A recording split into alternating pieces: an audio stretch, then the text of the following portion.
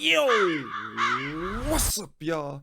It's Zems, and welcome to another reaction video. Today we're going to react to the Burning Sun scandal part 2. So if you haven't seen part 1, make sure you go stop by and go check it out. It says K-pop idol Goo Hara helped expose the Burning Sun sex scandal in her final days. I reacted to the first part. It should be somewhere on my channel, and I should post a link somewhere in here. I don't know if it's going to pop up at the bottom or the top, but what pretty much happened is it was just like these establishments like hotels and these clubs was taking advantage of girls and essaying them by putting stuff in their drinks and stuff like that to cause them to forget everything that happened. And it was kind of hard to pin certain people because it was run by like celebrities and like famous social media influencers. If I messed that up, I'm pretty sure someone down in the comment section is going to help correct me and set you straight. So with that being said, this video is by Rotten Mango. So if you guys haven't already, make sure you swoop down to the description box, click on a link, go watch this video in entirety because I'm going to be pausing, stopping, and talking through the whole thing. If you guys are new to the channel, my name is Zems, and welcome to the Crow's Nest. September 14th, 2018. It's the middle of the night, around 3:30 in the morning. The police get a phone call from a young man. He's 27 years old, and he says that he'd like to report an incident of domestic violence, assault. This is the Gangnam police, and this is happening in Gangnam, South Korea. This is like the Beverly Hills, the Upper East Side of Seoul. Expensive. He tells the officers that he just tried to break up with his girlfriend, and she beat him up, assaulted him. The Gangnam police show up to investigate, and when they get there, the man is further explaining, I just tried to break up with my girlfriend because her personality, if you know her, she's very passionate. That's the nicest way to put it.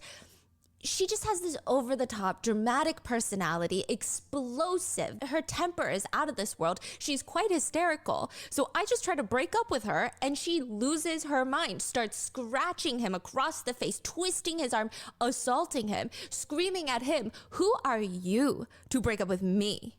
The police look at the man, and he does have pretty deep scratches on his face. They're quite bloody, actually. There's one right above his eye that's bleeding into his eye. There's one on his forehead. The police ask, "Girlfriend's name?" Goo Hara.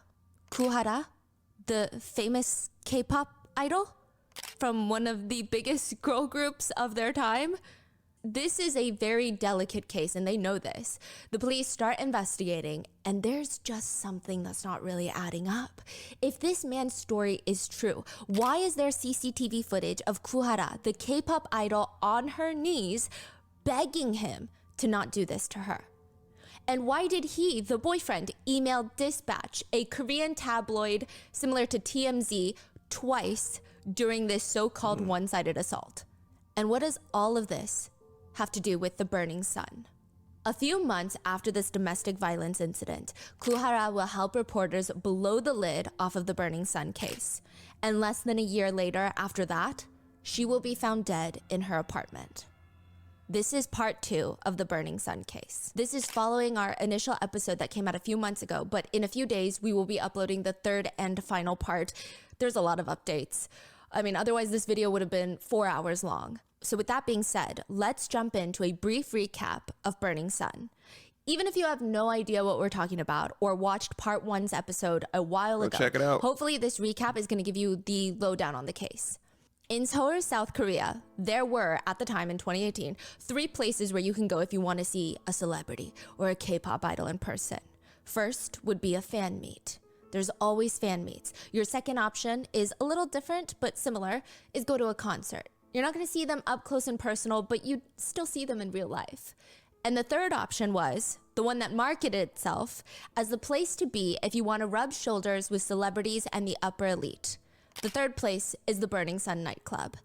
It's located in Gangnam, and it was marketed as the it spot. Your chances of seeing an idol in real life would skyrocket, allegedly, if you go to the Burning Sun nightclub. In fact, Sulli, an idol from Big Bang, one of the biggest K-pop groups at the time, would often DJ and promote the club. Most people, if you're lucky, you gotta wait in line. The club is exclusive. You have to wait in line maybe for an hour to get in on busy weekends. But if you're the slim minority that is a VIP at an establishment like this, you get a unique experience, special treatment. The VIP table menu starts at $10,000 for the basic champagne package. But it can easily go up to $100,000 to get just 22 bottles of champagne and super VIP treatment. I wish I could enforce something like that. Shoot, I probably got enough money to maybe pop open one of those wine bottles and smell the cap and give it back to the bartender. But if you're a true VIP, you know that's not even the real menu. There's a secret menu at Burning And we're not Sun. talking in and out. And on it is just one thing. It's not even alcohol, but the most expensive thing, the most coveted top secret menu item is a tall glass of water. You had to be well known, and there's likely a threshold for the amount of money that you had to spend before you're able to purchase a glass of water, and you get a whole dedicated team or staff with group chats and drug runners to get you this glass of water.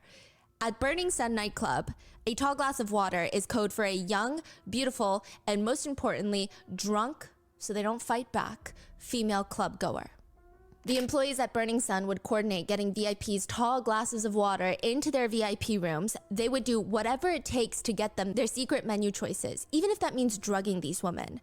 Their drug of choice at Burning Sun was typically GHB. Roofies. Basically, they would roofie these female club goers that have no idea that the employees at Burning Sun are even doing this to them, which meant it's not even about covering your drinks from other partiers. The bartender is slipping it in. Which meant the drugged woman would be likely completely passed out to allow the VVIPs to do whatever they wanted to them, which typically included essaying them and illegally filming videos of them. There is a video of a woman being dragged into a VIP room, clearly unwillingly, and the employees do nothing to stop the situation or help her. It seems like a normal day at the club. Burning Sun is one of K-pop's biggest scandals to date. And the crazy thing is, people are probably like, why didn't nobody do anything? But if you know anybody, or like, especially when you do like bouncers and stuff like that, it looks like a normal, oh, this person is drunk, they're trying to escort him out the club, and that's not what it is at all. So it's kind of like, it looks a certain way, but what it really is just something else. So it's like, what can you do, you know? Because it is revealed to the public that Sulli, the DJ, who sometimes plays sets at the Burning Sun, the K-pop idol that you could go see in person if you waited in line at the club, Sulli of Big Bang, he's not just a DJ. In fact, he was one of the 4 directors of Burning Sun Entertainment, as well as co-founder of Yuri Holdings, a shareholder of the nightclub. Investigations also revealed that he was a member of various Kakao Talk group chats that had other well-known K-pop idols in the group, most notably JJY of Drug Restaurant, that's the band name, and Choi Jung-hoon of FT Island. The group chat messages exposed mentions of possible police collusion, tax evasion, illegal sharing of sexual images and videos, and the drugging and R-wording of women. These videos were shared into these group chats. Additionally, it has been stated that Sulli, as a way to get investors into Burning Sun to invest in his businesses, he would procure women to sleep with the VIP investors. The central figure in the Burning Sun case is Sulli from Big Bang. The chat logs can be split into 2 different types of activities. One, which consists of Sulli sourcing women for his VIP investors, and 2, which consists of Sulli and other K-pop idols sharing videos of women that they have slept with consensually and sometimes not consensually, and videos of women that look like they are drugged and appear to be unconscious and did not consent to intimate relations or to being filmed. There were some supporters of Sulli, even after he pled guilty to so many of these crimes, that stated that he was not in any of the group chats that shared illegal videos of women. Even after our first Burning Sun episode, I actually got emails of people being like, you don't know what you're talking about, and that the chat rooms are 2 unrelated group chats entirely. And to those people, I think that they're entitled to their own opinions, regardless of if it's rooted in reality or not. However, I do hope common sense finds you soon, and I do wish them the best in their journey of self-healing that will hopefully come one day. Also, I forgot to mention it. For those of you that are new, Kakao is kind of like a second or third party, I guess, like messaging software. So it's kind of like Line or WhatsApp, if you guys know what those are. It's kind of like similar to those kind of like group chats. In May of this year, 2024, new footage and chat logs that have never been seen before were published by the BBC, where there is clear, irrefutable evidence that Sulli was in those group chats that shared explicit videos of women. One piece of evidence provided by the BBC, Sulli responds in a group chat to a video that is sent of an unconscious woman being essayed. That was released by the BBC.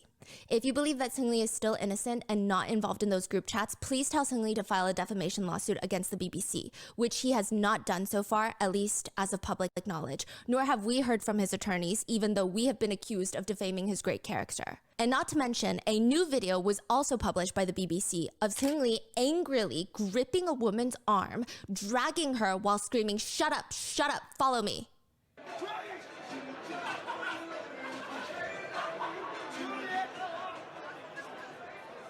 She clearly tries to sit back down. She does not want to go with him. She seems intoxicated and is doing her best to resist. We have no further context to the video, but I don't think anything is needed.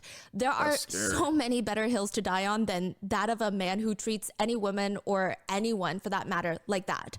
Regardless of any excuse, context, explanation that one can muster up, it's gross, and he's not going to pick you regardless of how many Medium articles you self-publish for him or how many Twitter essays you write.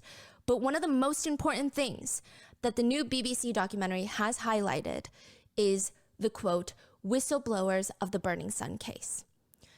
To give you some context, the news of what was going on in Burning Sun would start unraveling to the public November of 2018. Not even a full year after the club opened. CCTV footage would come out involving an incident with a man named Kim Sang-gyo, who claimed that he was a club goer that was physically assaulted by the Burning Sun staff because he tried to prevent a woman from being drugged. Kim was arrested at Burning Sun on charges of sexual assault. However, he made his own allegations stating that he was trying to prevent a different woman from being assaulted by somebody else, and that the charges against him are indicative of collusion between Burning Sun and the police. Now, interestingly enough, victims, women who have nothing to do with this Kim person, have gone to the police to report all of what was going on in Burning Sun before this incident even happened. But it wasn't until Kim's situation that the investigation was kickstarted into the Burning Sun nightclub. So as a result, mainstream media news outlets began mass reporting Kim as the whistleblower of the Burning Sun case. Many news outlets even started casting doubt on the fact that Kim was also arrested. They suggested perhaps it's part of a big cover-up, since Burning Sun has connections with higher-ups in the police force, and that has been proven through their chat logs. Perhaps it's a setup. In June of this year, 2024, Kim Sang-gyo, whom the media labeled as the whistleblower, was officially charged, and the Supreme Court upheld his sentence of a 2-year probationary period with a deferred 1-year prison sentence. He was found guilty of molesting one employee of Burning Sun and obstructing business.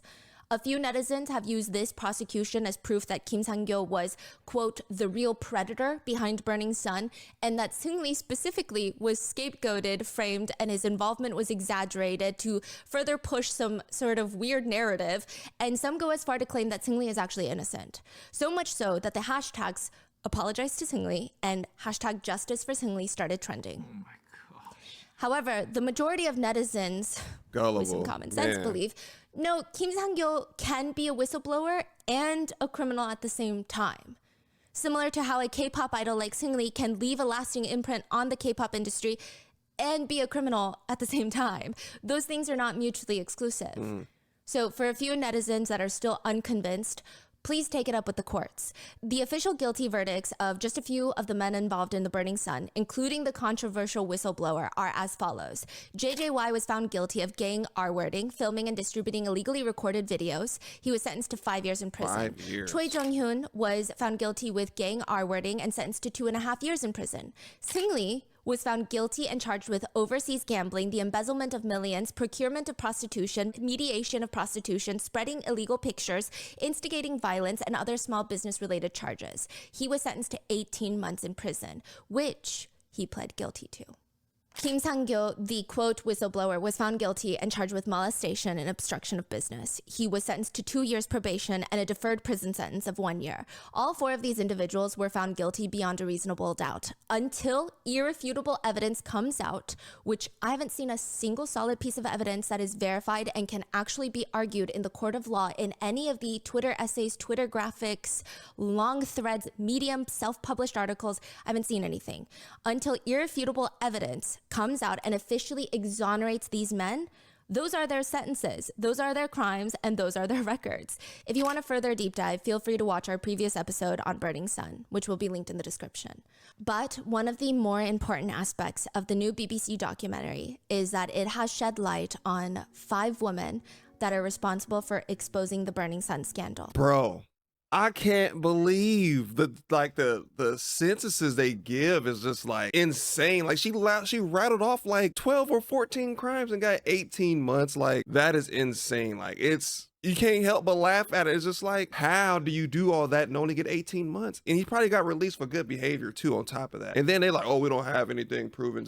Like, bro, go through the text message. You have video. You have all these people coming out. Like I said, it just has to be bigger. We are not seeing that's going on behind the scenes that are allowing people to do stuff like this. Because like I said, they have to have the police under their thumb, because if you got one person saying, another person saying it, it's just like, when do you go and stop and investigate it? You have to wait for someone that's extremely important to do something, and then they're going to be like, oh, okay, yeah, maybe we'll look into it and see what we can uncover with the story that you've told us. Like, no, bro, it should have been a shut and closed case. Like, it really should have been an open and closed case with how much evidence was in it. Like, like I said, if you guys haven't seen the first one, go and look at the first video, because it's going to show you how much evidence, how much proof that went through this whole thing, and it was still not enough. And the sentences were just like crazy. And I can only imagine at the end of this video, it's probably going to be the exact same thing. They're going to get thrown underneath the bus, and they're going to get like 2 years each. Like, I think the last time we watched this, I think accumulated, they didn't go past 10. Even if that, probably altogether, they probably got like 8. And it was not that much time. The 5 women who honestly should be remembered as the real whistleblowers and the ones who blew the lid on Burning Sun.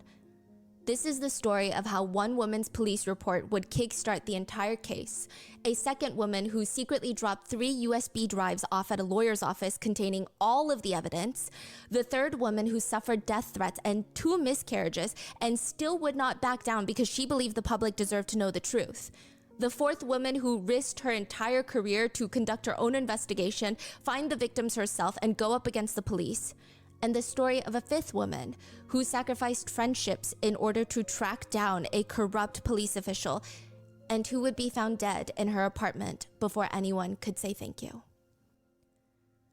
Reporter Kang inserts a USB drive into her computer, and now it's the waiting game. It's taking longer to load all these files, a lot longer than she initially expected. I mean, she kind of had an idea of what was going to be on the USB drives. Her friend, who happens to be an attorney, called her, and he's like, hey, I need you to take on this big case involving this massive K-pop star that is allegedly involved in some shady activities in their private lives. A whistleblower had dropped off 3 USB drives filled with evidence at the attorney's office under one condition: she remain totally anonymous. Both the attorney and reporter Kang have a vague idea of what's going to be on these USBs. 3 years ago, there was this incident. A woman had walked into the police station and reported that her boyfriend had secretly recorded explicit videos of her. The boyfriend is brought into the police station, but he states, unfortunately, oopsie, my phone is broken. What do you know? Like, what are the odds of that? He has his phone taken to a private third-party tech shop to recover the deleted files to show the police that he did not have those files of his former girlfriend on his phone like he was accused of. Now, the anonymous girl working at the tech store receives a phone call from an attorney, and they want to talk about the phone that's sitting on her desk right now. The attorney tells her, more or less, let it go. You don't even have to touch the phone. Just say that you went through the phone and you couldn't find any files. Tell the authorities that there's no files to be recovered on the phone. It's a big misunderstanding. Even the authorities want to just get this case over with. It's a nuisance. It's very, very, very shady. And of course, it piques her interest. She's able to recover all the files on the phone, but she doesn't just find the video of the ex-girlfriend, the one that reported him to the police. She finds hundreds of text messages, countless videos, and photos of other women that seemed drugged, unconscious, while being essayed. And the phone's owner? The famous, beloved K-pop idol, JJY. The girl working at the tech store makes a digital copy of all the files on his phone and collects 3 USB drives worth of evidence that she sits on for 3 years because she's terrified. She finally finds the courage to send them anonymously to an attorney. Reporter Park was the one that initially reported on this case. So reporter Kang has the USB drives. This is a completely different reporter. This is in 2016. She hears about the police report of JJY's ex-girlfriend alleging that he has videos of her, explicit videos that she did not consent to, on his phone. She writes a few articles about this, and she gets torn apart, ripped to shreds, because by this point, there is no proof that JJY, the idol, had recorded videos of his girlfriend without consent.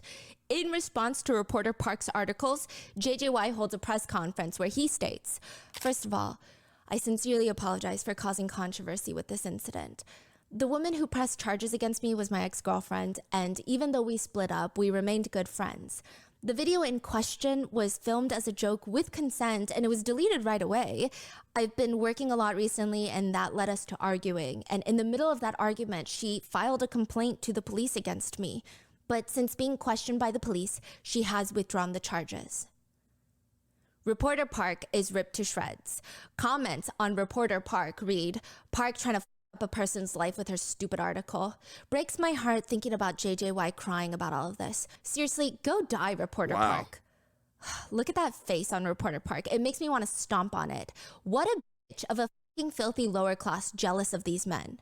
If her network doesn't fire her, I'm gonna set their building on fire. You know, the crazy part is, if celebrities today literally got on stand or got on social media and told people to go do this, it would be alarming to see how many people would actually go out and do it. And that's the crazy part. You can't say anything about any celebrity without people reacting to it. The Beyonce, the Beehive, and, you know, the Cardi B fans and the Chris Brown fans and like K-pop fans, if you say anything that's even sounds like a threat, it sounds like you're offending them, you sounds like you're not agreeing with what they're saying, shoot, good luck. You're about to be in a debate or an argument of your life, because they are not backing down. They stand on that hill. They're going to die on that hill. They truly believe, eat and breathe, that celebrities are on this pedestal, on this high up surface that we need to look up to them. That's why I hate social media. I'm literally working on trying to delete social media, but the only thing that's holding me from deleting is that, like, my grandpa and everybody else is on social media, so that's how I keep in contact with most people and keep up to date with like cousins and stuff like that. So I'm trying to figure out a way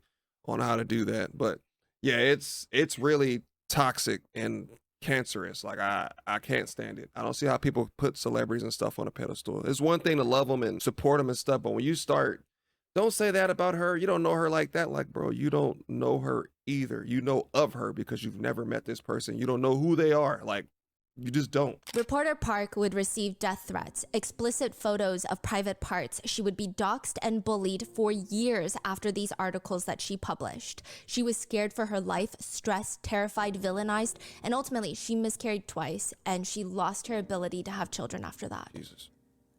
Nobody believed her.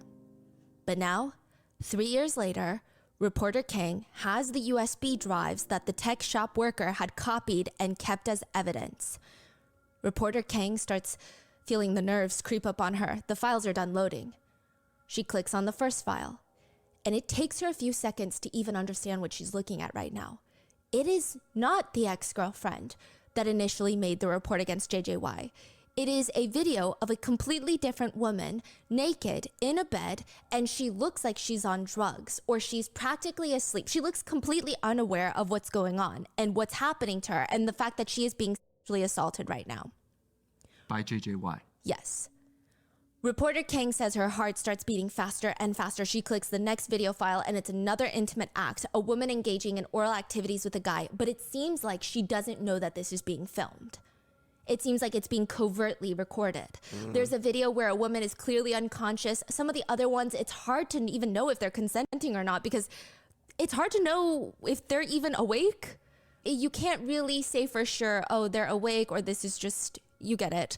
A lot of the videos look like whoever is filming wanted it to be filmed without that party's consent, though. So already illegal. File after file, there's more K-pop idols with wholesome, beloved images that are using women for and sharing videos of them in these Kakao Talk group chats. And it's not just JJY. The four main names that stick out to her are Seungri from Big Bang, JJY, whose phone copy this is, Choi from FT Island, and someone the members keep referring to as a police prosecutor general. Police prosecutor general, someone high up in the police. Reporter Kang realizes that she just uncovered hundreds upon hundreds of text messages, including photos and videos of women being secretly filmed during intimate relations and even videos of SA being circulated between famous celebrities, wealthy business investors, and a powerful police official. Reporter Kang is shaking at what she's reading. One message thread is of Seung-Lee procuring women for his investors. He texts into the chat, "This Christmas, instead of us having fun, let's make others happy and feel satisfaction vicariously through that. Chairman Oe sends his yacht with crew and chefs from Japan to Busan every summer for us, so let's give him some fun this time." In another message, he writes, "Girls, get the good ones that give it good." A man named Kim responds, "I'm calling them right now, but I don't know if they'll give well. I wonder if they're only giving well, considering it's you guys?" JJY writes, "The Chinese ones will like the girls that look like they have a lot of plastic surgery." A man named Yu responds, "I'm getting the prostitutes ready now. When the two of them get here, Mr. K can take them to the hotel rooms." That's In another insane, message, man. Seung-Lee writes, "Wasn't yesterday's party so f***ing awesome? I can acknowledge that girl. I'm so into her. Her sister's also really fine." JJY responds, "Right, her sister was a real surprise. There were a lot of hidden gems yesterday." The guys complained that there were too many guys at the party, to which Seung-Lee writes, "We can just get rid of them. Let's have them together. All of us. In Korea, we can just have them all together and I'll just go marry a foreign girl." In another, JJY writes, "Let's all get together online, hit the strip bar, and rape a girl in the car." Wait, hold on. You say one of the Sunni say like have them in Korea and then I go marry a foreign girl? Yeah, so they're talking about how they don't want to marry a passed around girl, basically. Wow. Then a series of text messages were sent into the group chat after a fan sign that a few of the idols had attended, and they giggle about how one of the girls was so drunk, well, or potentially drugged, that she tripped and hit her head so hard they heard her skull cracking. They were so terrified that she was gonna die. Laughing emoji, crying emoji. They stated it was the funniest thing in their entire life. They sent those messages after gang R-wording a fan from their fan meet. Another thread is of a group chat member stating he has a girl with sleeping pills in her and he did her. In other messages, they joke about how they don't like when they send videos of girls that are passed out and being essayed because it looks like they're not even alive. One of them argues, "So what if she's out of it?" To which JJY jokes, "That means you raped her, LOL." Reporter Kang clicks on another message thread. January 2016, the ski trip. A video is sent to the group chat while the guys were on this ski trip. And the One thing that's going through my mind right now, imagine you're like Reporter King, and for 3 years, people were calling you crazy. You lived through this whole nightmare, and then everything that you was talking about is right in your hands, like right in front of you. You have access to all these pictures, all these videos, like all these K-pop stars, and, you know, she said business investors and, you know, powerful political figures. And then, like, what do? You know what I mean? Like, I would be like scared out of my mind right now. I don't even know where to start because as you can see, they have so much power surrounding them in the community. It's like, who do you go to and who do I give it to? And you know, who's actually doing the right thing and who's actually on their side. Like those movies, you be seeing those movies to where it's like, oh yeah, I'll help you. And then that person's on their side, like they betray you. Like that would be going through my mind right now. I'll be like, what do I do with this USB drive? Do I make copies and send it to a friend? And hey, if something happens to me, this is what this is. Like, what do you do? And you know, you reading this and it's just like, oh my Lord, like this can't be real. Like there's no way that this is real. The video is 24 seconds long. It does not appear that the women in these videos know that they are being filmed.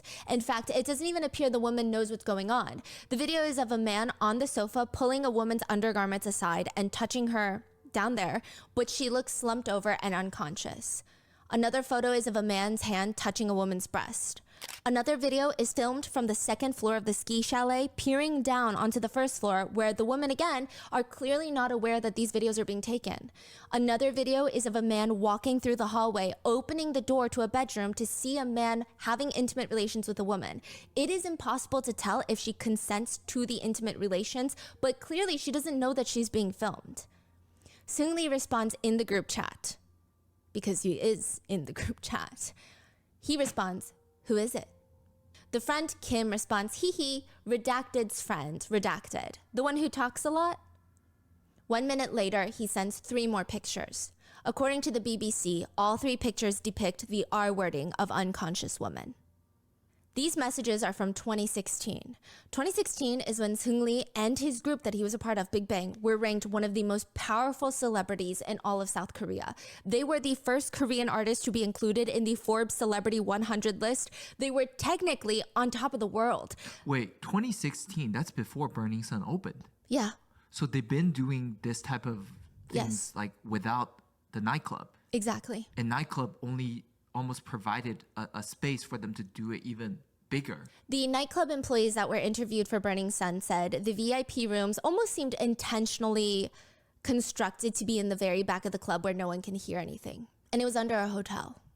In 2016, Sulli is on top of the world. That's all people are talking about. That and Big Bang's new song, Fantastic Baby, the first K-pop music video to pass 300 million views on YouTube.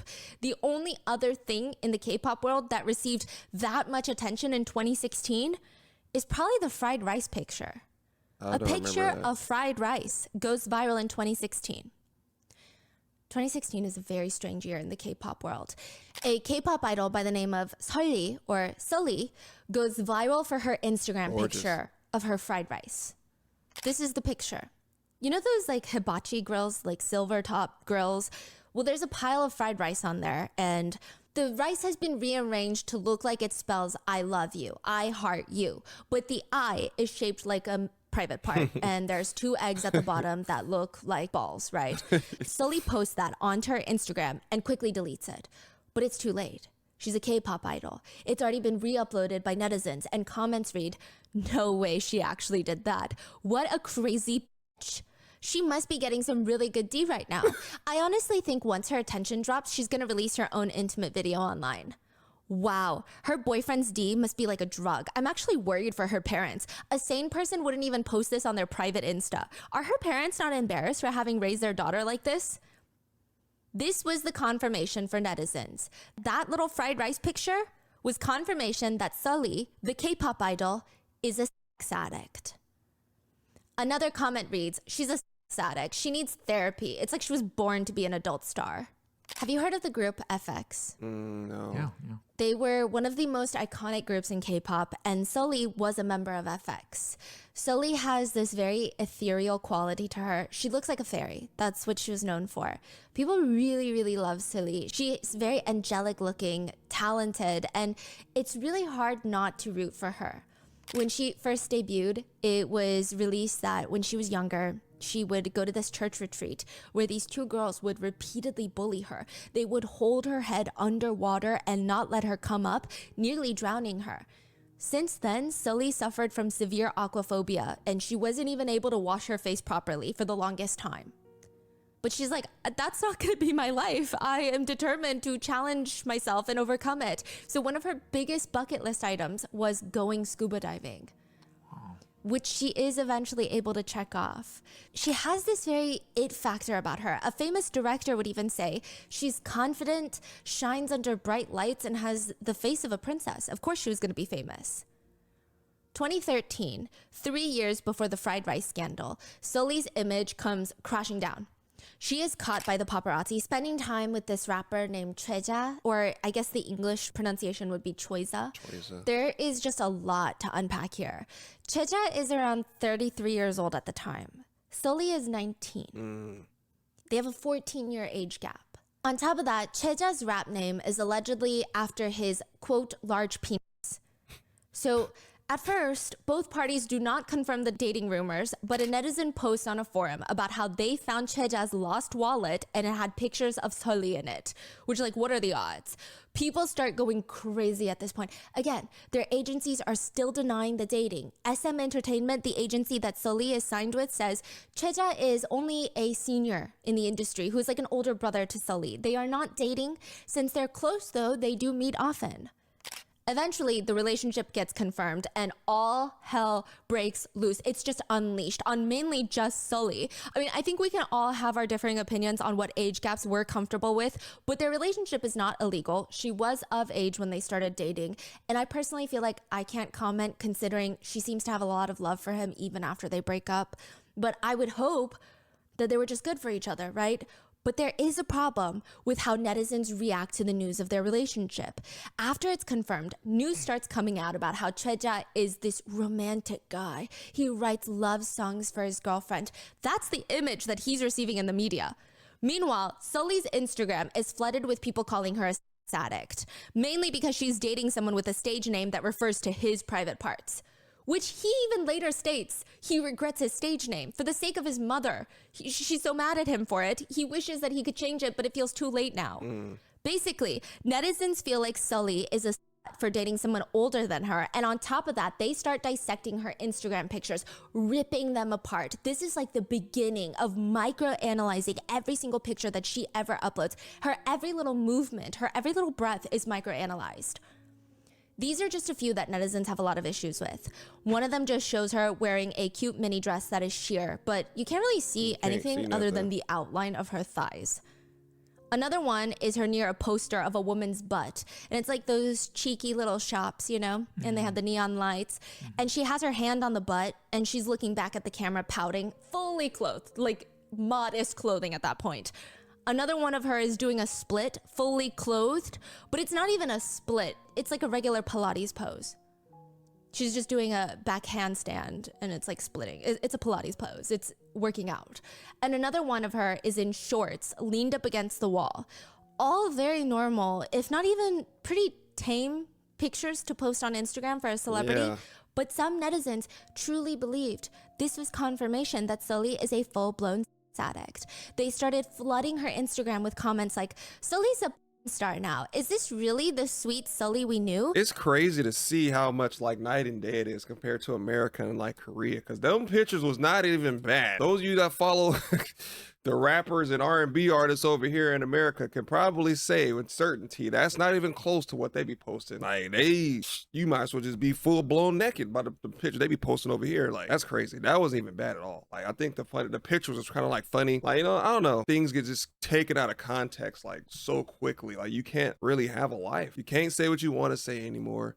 You can't take pictures the way you want to take pictures anymore. I mean, you can. Some of them don't care. Some people live the life they want to live. Like, let people say what they want. But it affects a lot of other people, you know. They don't want to go outside anymore. They don't want to go shopping. You know, people see them and they want to post anything anymore. It just becomes like it's more like a chore more than like your hobby or like your dream come true. You know what I mean? Like, just imagine you want to do something like this your entire life and you finally get there and then people are just doodling on you every chance they get. And it's just like, why are you doing this? You know, go color or go outside, go read a book or something. Like, why are you hovering over my social media page? Like I never ever, like I experienced that sometimes on my channel. I'm not even a big YouTuber yet. Like people will come and they'll say something and just like, okay, well, all right. Like why are your reaction channel? Reaction channels are stupid. Okay, then why am I on your feed?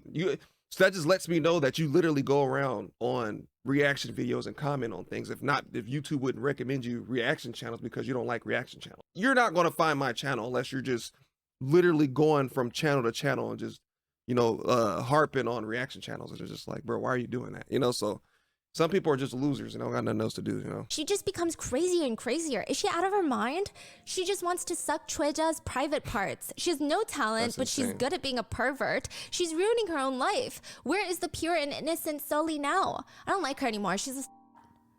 One netizen sums up the quote controversy really well, which is, an idol performs as a sexual object, but must pretend does not exist. So they're saying SM Entertainment and all these agencies in K-pop will sexualize their idols to nobody's end for commercial success. But the minute that the idols themselves choose to do something with their body, that's not even inherently sexual. It's disgusting. It's vile. It's filthy. Right. It's like this weird, sick gaslighting game that these people are playing on themselves. The controversy becomes so big that either indirectly or directly, it leads to Sulli leaving FX, the group. She states that she will still be managed under SM Entertainment, but will pursue acting. It is around this time that Sulli starts spending a lot of time with another famous K-pop idol, Goo Hara. The two almost become best friends, inseparable, and they will die within a month of each other. Goo Hara is a singer that debuted with the girl group Kara. So both of them are from like the most massive girl groups of all time. Kara was huge back in the day. They are one of the most memorable girl groups. They were one of the most popular South Korean girl groups in Japan. And out of the 5 members, Japanese netizens once nicknamed Goo Hara specifically the most beautiful Korean girl group member. In Korea at one point, she was even nicknamed Goo Barbie. And around the time that Sulli's dating scandal breaks, Goo Hara has her own dating scandal. She's photographed at a park, walking around, holding hands with a man. It's nighttime, so it does seem like the two of them are walking around at night to avoid being seen. It seems more of like a private little escape. That's what it looks like. The man in the picture with Goo Hara is Highlight band member Young Chunhyung. And Highlight is a K-pop group. Yes. And just wait, he's gonna come back around during Burning Sun. Interestingly, but not surprisingly, Sulli and Hara are the ones that are mainly criticized and bullied for being in a relationship with other famous celebrities. At the time, the two guys, they don't really get much, if any, backlash. Sulli is accused of being a addict and a whore for dating someone over a decade older than her. Interestingly, he doesn't get hate for dating someone a decade younger than him.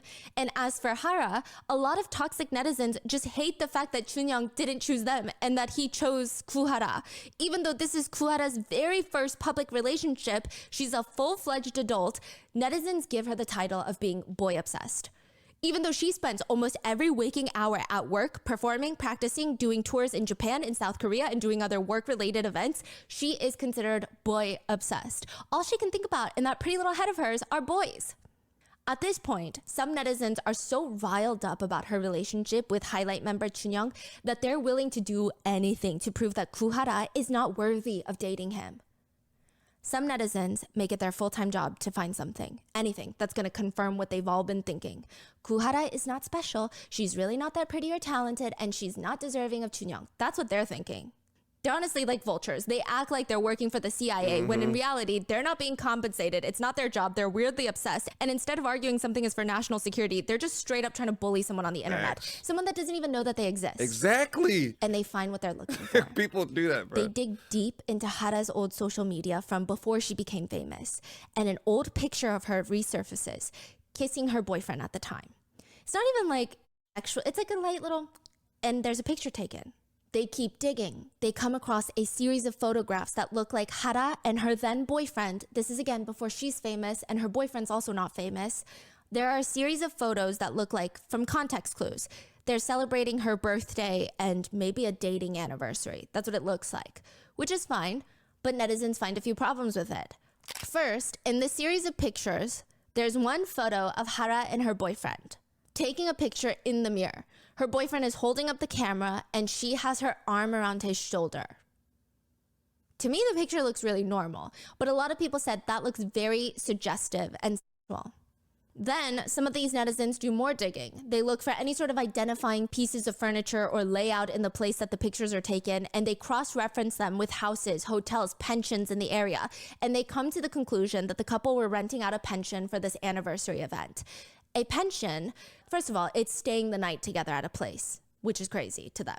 Now, to give additional context, a pension is a short-term rental. It honestly is just like renting out an Airbnb, but Korean netizens have stated the idea of spending the night at a pension with your significant other is regarded in Korea as the same as spending the night at a hotel or a motel with your significant other. Basically, you mention the word pensions and Koreans will assume sex is involved. Then the third thing that netizens hunt down is the picture of Hara. And the picture is horrendous quality, but you can tell it's Hara, and she has this cake in front of her, and they count the number of candles and discover she's turning 17. When all of this starts circulating on the internet, Goo Hara's friends come out to say, actually, we were all there celebrating her birthday. You can't see us in the pictures, but we were all there celebrating her birthday as a group, and this is wild. You guys are insane. Like, netizens need to calm down. The netizens are on a rampage, though. They're out for blood. They're not going to stop now. They go as far as calling the listed pension, asking about reservations that would have been made that year under the name Goo Hara. No? Then what about these names? The list of Goo Hara's friends that came out and said that they were there. The manager stated there were no reservations under those names. The netizens take that as, okay, that means it must have been under Goo Hara's boyfriend's name and it must have just been them as a couple. They go back to the fine print of the pension listing website and it says this specific pension only allows reservations for couples. They go through the listing photos. You can see a shower is made of glass and you get a clear view from it from the bedroom. So it kind of feels like a love-centered pension.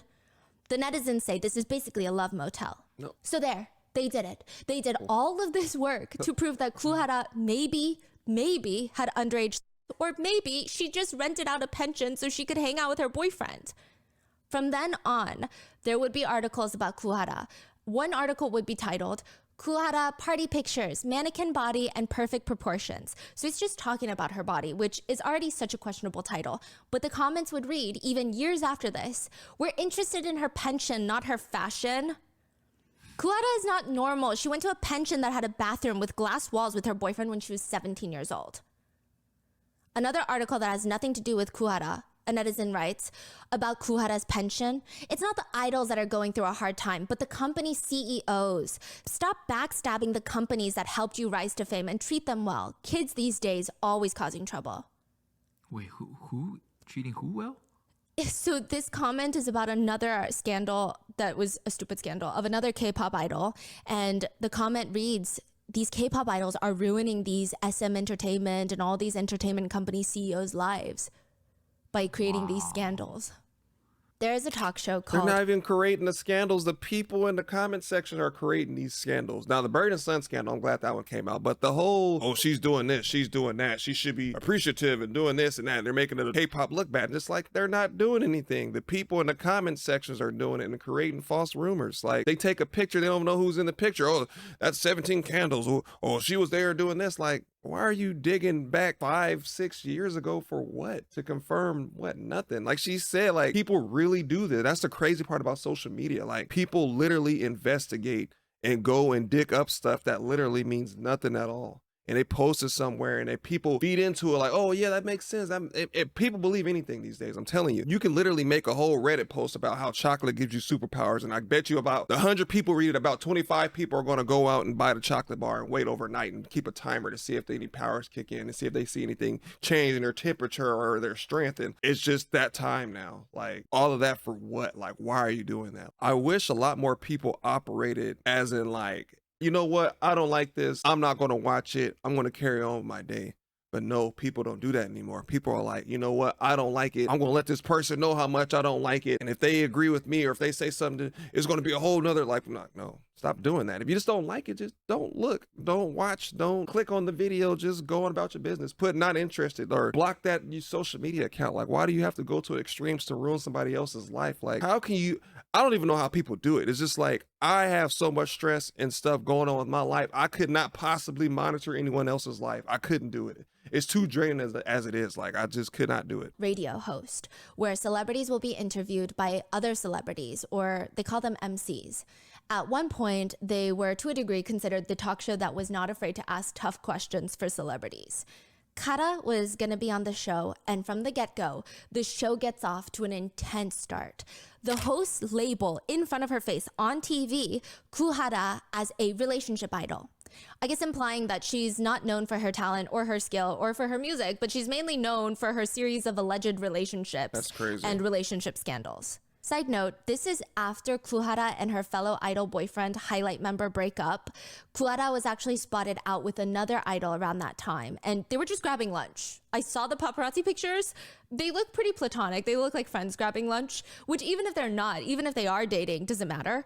But every single thing that Hara did, every interaction with any man is scrutinized. So of course, when these pictures come out, the comments read, it hasn't even been that long since she broke up with Chunyoung, her ex. If they really are dating, Goo Hara moves on so fast. This guy can do so much better. There's no waiting period in relationships, man. Like, I don't know why people do that. Oh, it happened so fast. They just broke up last. So what? Who cares? Why do you care so much? Like, there is not no waiting period. There's nowhere anywhere in the law and policy, or there's no unwritten rule that you have to wait a certain amount of time. Like, you could literally break up with somebody and find love tomorrow. Like, there's no waiting period. Now, if you guys just like got into an argument or something like that, and then maybe you guys are going to talk about it, and it's like a week or something, okay, cool. But if it's done, there's no waiting period. Like, there's no pause. There's none of that. Like, there's no grace period. Like, get that out of your head. Say this as a fan of the male idol. You can date girls. Just date girls on your level. Goo Hara's not on your level. That's crazy. Meaning she's beneath him. Another reads, don't care, but he can do so much better. She was in and out of a pension with a man since junior high and then dated Chunyoung not too long after her debut. And here she is with another man. She's one of those typical girls who just can't live without a guy. That is so crazy because in America, when a celebrity gets in a relationship, most of the time people are very happy. Yeah. And it's almost like a good thing for them, right? Like relationship usually helps their career. Yeah. But in Korea, it's like that it's the end. It's so crazy. I find it a red flag when there are K-pop stans that hate idols being in relationships. Maybe if they're in a relationship with someone really dangerous or problematic, that's one thing. But if it's the idea of them dating, is just bizarre. It's pretty clear that Hara knows that the hosts of the show are going to try and talk to her about these incidents, and she's not wrong. Goo Hara is instantly uncomfortable when the hosts turn their attention to her, and they start off by saying that Hara was scared to be on radio host, and they're joking about it. They're like hee-hee-haing, but they say that in and of itself is telling because a guilty conscience needs no accuser. What are you scared of if you have nothing to hide? One of the hosts straight up asks her, what questions are you the most scared of? If you tell us, just don't talk about this, we won't talk about it. Lies. Hara responds, you're still gonna ask about it anyway, even if I say. And the whole time she's smiling, she's playing along, she's not trying to kill the energy and be firm like, no, this is my boundary. She's being very cordial. No, we won't ask about it if you tell us. Dating, I don't wanna talk about dating. The male host responds, oh, that would take too long anyway. Which part or person do you not want us to talk about? I don't have anything to talk about. Why do you guys keep doing that to me? It's because if we take out the dating conversations when we talk to girl groups, then there's not really anything we can talk about. Wow. One of the hosts, who has since regretted his statements, turns to her and says, oh, she's like the dating idol. I'm the what? The dating idol. I'm not. Hara has a water bottle in her hand and she slides it across the table. I almost missed it because she doesn't chuck it, she doesn't throw it, she doesn't even slide it with much force. It's very like, stop. It's like if you were to throw a tissue at someone or to kind of gently tap someone's arm, like, stop it. It's more of the action that signals something rather than she's trying to hurt somebody. Remember this bottle. She pushes the bottle to the host that calls her the dating idol and she's trying to laugh it off. But the host all seem shocked that she threw the bottle. This is crazy. She didn't even throw it. Oh, Like, obviously she doesn't. She's like saying no. Like, how much more do you want someone to say no to? And then she gets called out for being not nice or oh, that's nothing. She's gonna have to formally apologize. In a joking way, the host said, oh, you're giving this to us for him to drink it, right? Headlines will read, Goo Hara gifts host with a drink, and they're all laughing. So you don't want us to talk about your dating. Yes, because even if we open the door and I talk about it, there's going to be weird articles written about it. Listen, some advice. Typically, once articles keep coming out, people stop caring so much.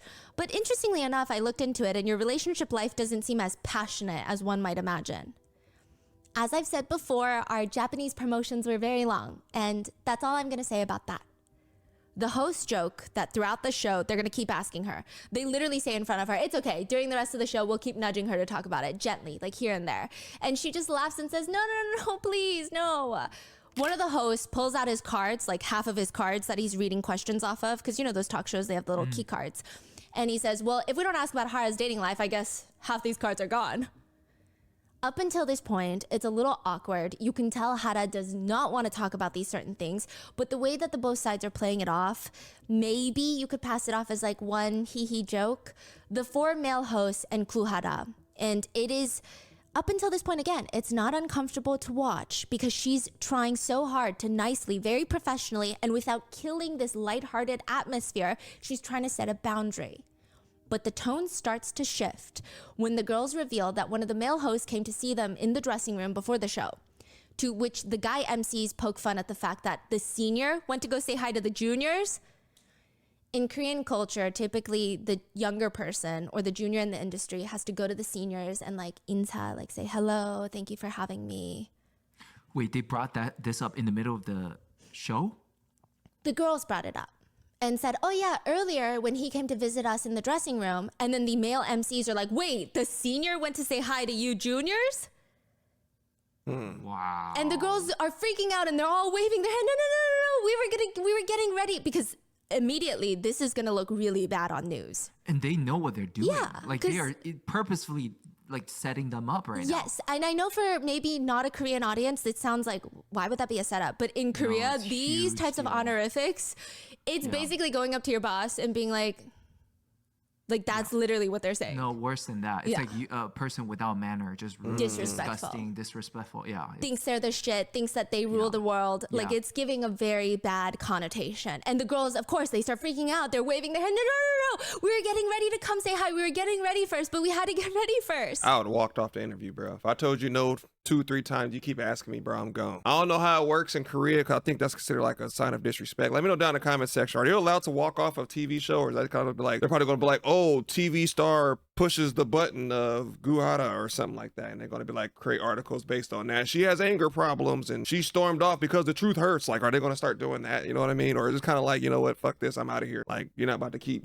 interrogating me after I told you no, and you keep turning everything I say back to me and to putting it like in some negative light. Like, I'm not doing that, bro. I'm walking off the set, bro. Some other host is going to book me somewhere else. I'll do that. I'm not sitting there and taking that kind of misconception. He's dragging my name through the mud. Like, I'll just let you think what you think and carry on about my day. But let me know down in the comment section. I know a lot of you guys are always really good at informing me about K-pop and all the other stuff that kind of like the setting and the culture behind kind of like the music industry and stuff over there, or the acting industry, or I don't know where K-pop falls under, because I think it's like a little bit of both, right? It's like acting and music. So let me know down in the comment section. Then another one of the Kara members reveals that one of the hosts came to say hi, and Hara told him, please go easy on us. Like, our personal lives, let's just keep it personal.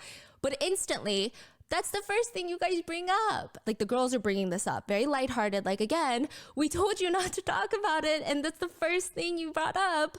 Why are you guys doing this? But again, it's presented in such a graceful, classy manner. But the hosts don't like this, is what I get. It's purely a guess, obviously, but this is kind of where the tone of the episode starts shifting. One of the male hosts turns to the co-host and says, I heard you know a lot about their personal lives. The male host looks very tense, and he says, if I open my mouth, I can end Goo Hara. Instantly, Goo Hara stands up, and again, she's smiling. She's still using her aegyo voice, which in Korea is like soft, cute voice. It's like she's joking angry. Like, stop it. What do you mean, end me? Like, oh, but you can't be 100% confident either. She starts laughing and fanning her face, and the hosts start cracking up, and the guys just reassure her that he's joking. But Hara sits back down and turns around in her seat. She's facing away from the cameras, and slowly the room goes silent. Wait, are you actually crying right now? Hara turns around smiling and wipes a tear from her eyes and goes, sorry, I was just really angry. One of the other Kara members goes to grab a tissue, and another one is smiling and tells the host, oh, you guys took it a little too far. And if anything, the male hosts look very uncomfortable, almost shocked at the outcome of this, as if the girls did not give them repeated signs and clear boundaries that they did not want to talk about this. The hosts try to lighten the mood by saying the show has a history of making people cry. But either way, it's bad. It's not cool, I mean, bro. even what he said about, if I open my mouth, I can end Goo Hara, the implication of that, it's not a question of if Goo Hara is doing something that the public would not like. It frames the situation as, she is, you just don't know about it. Yeah. Like, exactly. she definitely is. And you can't even Disprove that. Yeah, exactly. That's all people are going to talk about now. Yeah. Now, a few things to note. The whole time, Hara remains completely civil, professional, sweet. She's using aegyo the entire time, even when she's trying to indicate that she does not want to talk about this. She's playing along. She does not kill the mood. She does not make anyone feel uncomfortable. Even when she's crying, she's laughing it off and saying, sorry, I was just too angry. She's not being somber in the corner, like crying, like, why are you guys doing this to me? It's not like that. She honestly held herself with so much grace considering the situation. At this point, a few things to remember. Again, in the K-pop world, dating is not the same as Hollywood. It is a scandal. Even talking about allegations of dating is intense. Hara is already being bullied. She likely felt immense anxiety at even the mention of the word dating, because every time that word gets brought up, she can probably see all the hate comments, the cyberbullying, the lost ambassadorships, just her whole career that she's worked her whole life for, going down the drain. For what? For allegations of dating? She's trying to tell the host nicely not to talk about it, but instead they make jokes. They hint at the fact that they know things that would end her career, insinuating she's doing bad things. I mean, watching this clip, I just don't see how anyone would not feel for Hara's frustration or side with her.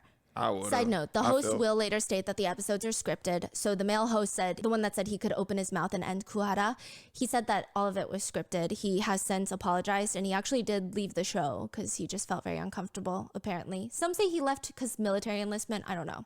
But the comments at the time read, the male host obviously looked very taken aback. I mean, look at his facial expression. It got tense. Did she seriously throw a water bottle in front of so many of these huge seniors? So she was sitting next to JYP, which is also a huge name in the industry. He said like 0 during this entire conversation. They keep bringing JYP up. How is she doing this in front of JYP? What's the point of even coming onto the show if you're gonna act like this? It's not like she doesn't know what the show is about. Which, side note, like I said, the water bottle throwing, you can't even really call it that. Like, you really can't.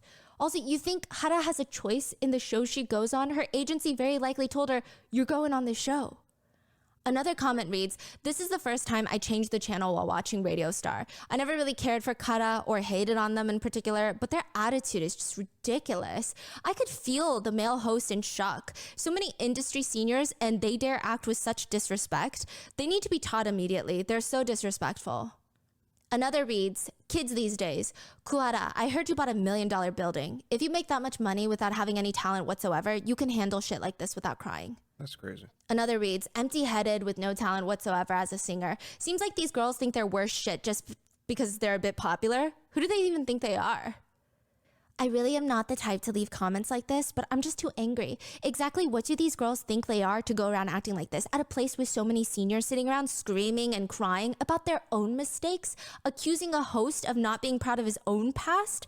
And why is Goo Hara's face so unnatural? Her eyes are all swollen, and it's obvious that she's done some work to her lips. If Hara doesn't want controversy for dating, then please act with some dignity. She cried and ruined the entire atmosphere over something that wasn't even a big deal. Obviously, she's hiding something for her to be crying like that.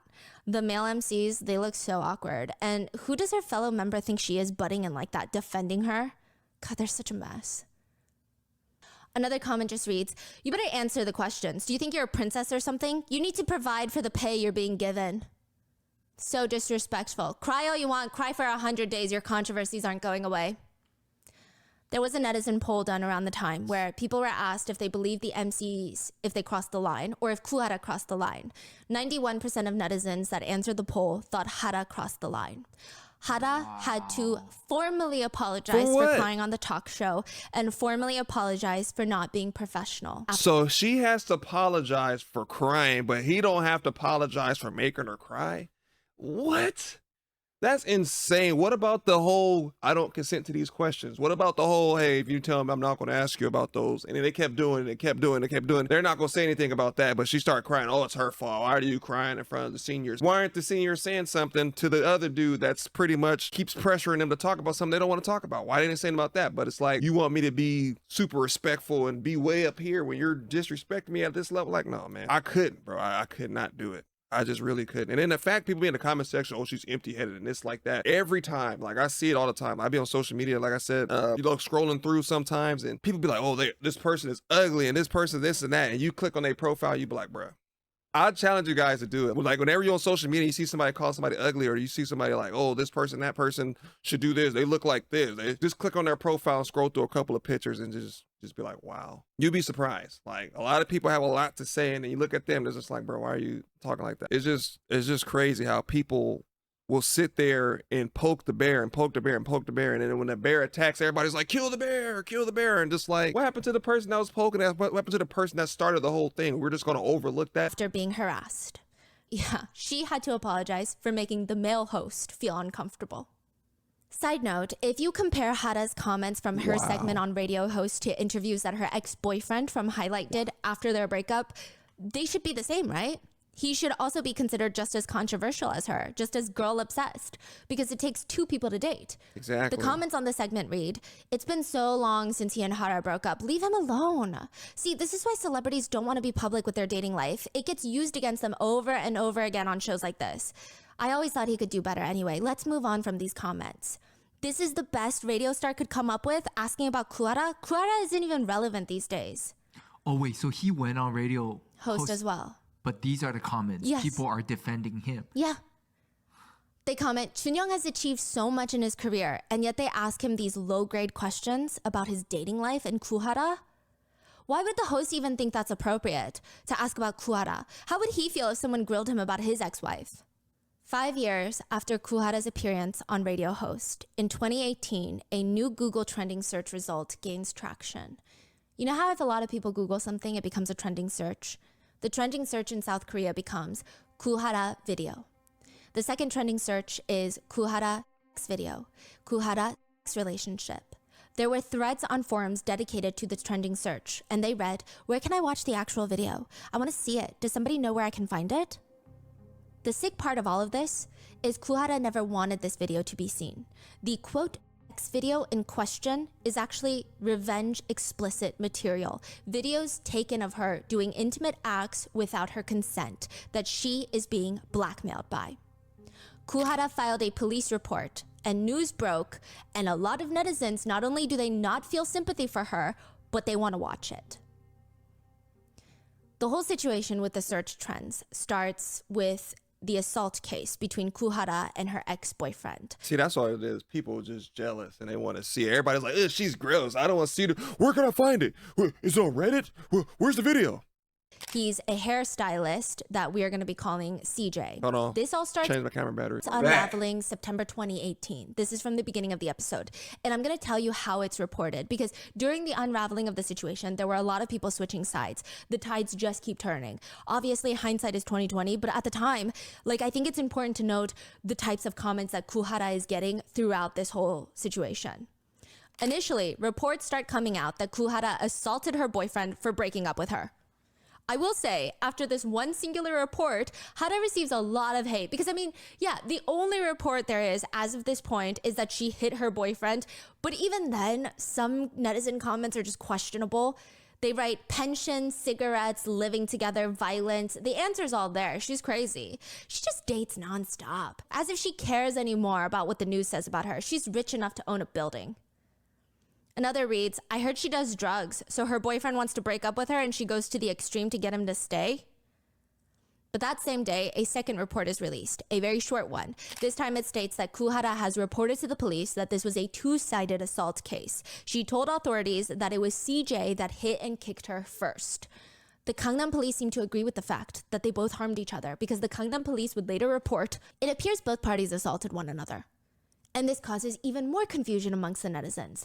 There are a few groups of people now, people that support Hara, people that support neither and think that physical violence is never okay regardless of who started it and who ended it, and people who are questioning both parties' stories, saying, "I personally don't understand the man. Even if she hit him, he basically tattled to the police. Was he not able to resolve it between the two of them? I feel like he's using her status as a celebrity against her." Some people start questioning if Hara's boyfriend even hit her. Why? Were they there? Why would they question if Hara was ever hit? That's such a weird thing. Did they receive special anonymous sources? No. They said, let's be real. The boyfriend let her hit him. If he really wanted to beat her back, she'd be hospitalized right now. She doesn't realize how grateful she should be, but instead she's accusing him of assaulting her too. If he really beat her, she'd be hospitalized and his life would be over. That's gender discrimination for ya. Soon, a third report comes out. This report states that Hara is currently in the hospital. She's currently being treated for injuries sustained from the incident with her boyfriend. She's being treated. Almost immediately after that report is released, Hara's boyfriend, CJ, the hairdresser, sits down with the news network to share his side of the story. He says, "I didn't know that me calling the police for both of our safety would become such a big issue. Some of the news reports are reporting things about me that are just completely false without consent, so I decided to do this interview. I didn't break into Goo Hara's house. The passcode for the house is the day we met, and we were using the space together, implying that they moved in together, which is a huge implication in Korean society, before getting married. I'm just shocked by the malicious comments. Currently, I'm unable to receive help from anyone. I don't know what to do. I'm also in pain physically and emotionally. If it's a crime to be the one to request a breakup, then it's my fault. However, it's not a two-sided assault case. We used to be lovers, but now we're separating with scars like this, and it just pains me. I may be a non-celebrity, but I hope that Hara herself will reflect back on this, apart from her status as a celebrity, and apologize to me. For a day or two, the reports go silent. Then, Goo Hara's boyfriend does another interview. This time, he releases pictures of his bloodied face to news outlets. He has 2 scratches on his forehead and 1 above his eye. They're pretty deep, and they look pretty bloody. The article states he also has a 1.5-inch wound under his eyes, bruises and abrasions on his forearms, and a few injuries on his back. The injuries in the picture, I will say, do look intense, and of course netizens turn on Hara.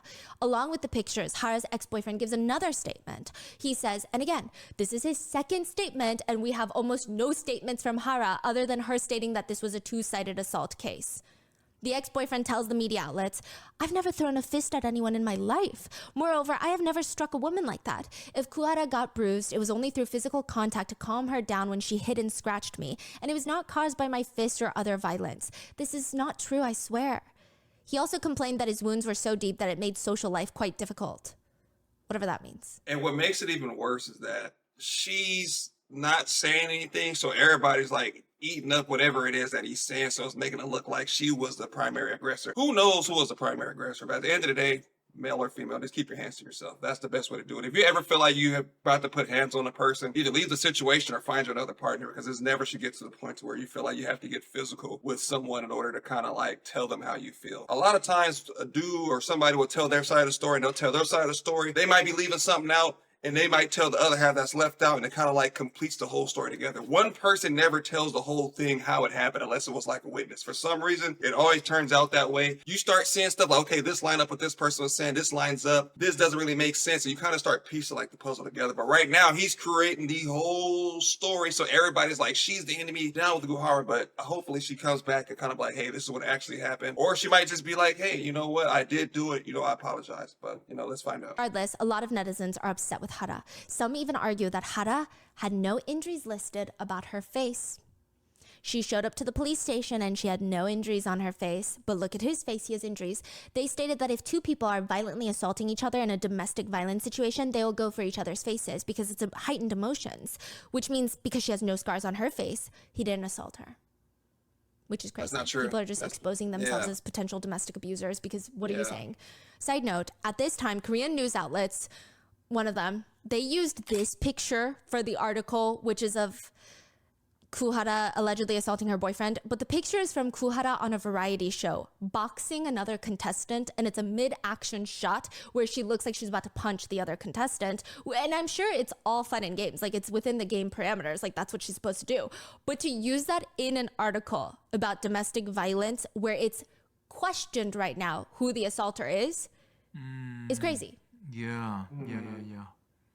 She could be a victim. She could be the pure assault. We don't know anything at this point, That's technically. Nothing at all. But they use that picture of her. Other netizens speculated that the injuries on CJ are so bad, so strong, that no girl can do that. No skinny K-pop idol can do that. So that leads netizens to believe and openly speculate Goo Hara must be on drugs. Drugs Size give you don't superhuman strength. That's the only way you can inflict those injuries on a full-grown man. Goo Hara then releases her side of the story with dispatch. She does not come alone either. She brings her roommate. Let's call her Bella. They call her Mrs. B in the media files. Bella is Hara's roommate, and she was there when the assault took place. Goo Hara brings her phone with messages between her and CJ, her ex. She brings her full medical records, a full account of what happened that night. The 2 girls tell dispatch, this is what happened. And it all starts because of a work lunch appointment. A few days before the incident, Hara had to go to lunch with her manager and a guy who also works in the industry. So literally it'd be like going to lunch with your male coworker. And it's not even just a guy that works in the industry. She's supposed to do a photo shoot with him.